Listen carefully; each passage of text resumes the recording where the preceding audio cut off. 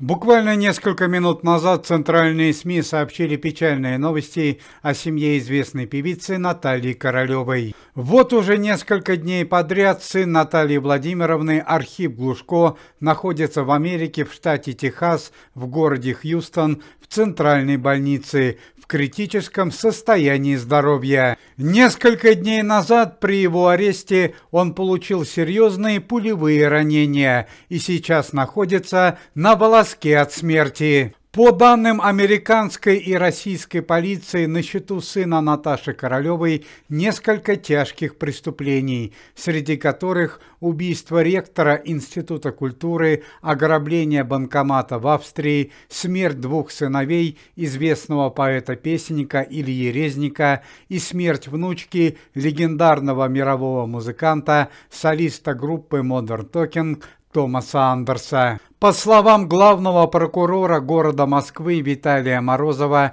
и властей Соединенных Штатов Америки, за подобные деяния Архипу Глушко может грозить пожизненное заключение. Ну а вчера вечером в жизни семьи певицы Натальи Королевой произошла еще одна трагедия. В Москве в Одинцовском районе практически дотла сгорел четырехэтажный особняк известной певицы. По данным экспертов, для семьи Натальи Королевой не так страшна потеря особняка по сравнению с теми вещами, которые находились внутри строения. В связи с тем, что все банковские счета семьи Натальи Королевой с недавнего времени были арестованы, известная певица колоссальную сумму денег хранила у себя дома и в особняке.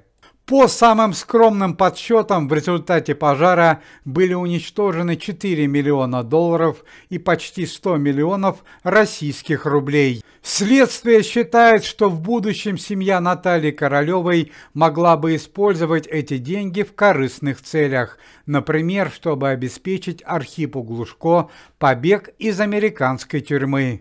Помимо этого, пожар уничтожил автопарк семьи Натальи Королевой, который находился около особняка. В составе автопарка находилось 8 иномарок. Отметим, что в сгоревшем особняке Натальи Королевой помимо гигантской суммы денег находились другие чрезвычайно ценные вещи: дорогая электроника и бытовая техника, ценные бумаги, коллекция золотых монет, старинные картины и гравюры. Все это также в результате пожара было бесследно уничтожено. Полиция считает, что пожар – это не самостоятельное возгорание, а преступление, совершенное третьими лицами. Следствие считает, что к преступлению могут быть причастны известные криминальные авторитеты, с которыми Архип Глушко находился в следственном изоляторе. Московский предприниматель и кикбоксер Денис Комаров,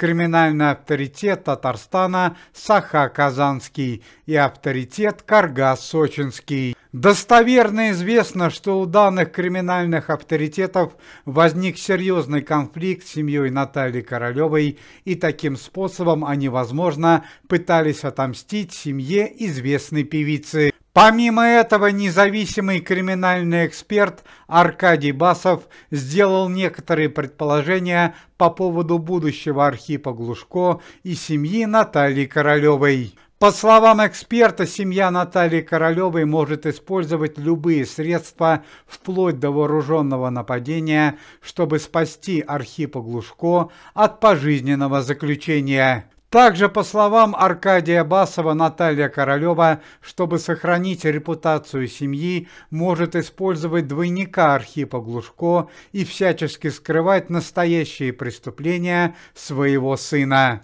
К слову сказать, что криминальный скандал с Архипом Глушко начался еще в июле 2023 года. Сын Натальи Королевой, получая второе высшее образование в Москве в Институте культуры, устроил серьезный конфликт с ректором института Арсением Мироновым. Молодого человека отчислили из вуза за систематическое нарушение дисциплины и неуспеваемость. Однако сын Натальи Королевой не согласился с таким решением и без приглашения явился в кабинет к ректору института. Между 40 40-летним мужчиной и сыном Натальи Королевой возникла серьезная ссора, которая переросла в потасовку, в результате которой Архип Глушко нанес Арсению Миронову 2 ножевых ранения в область сердца.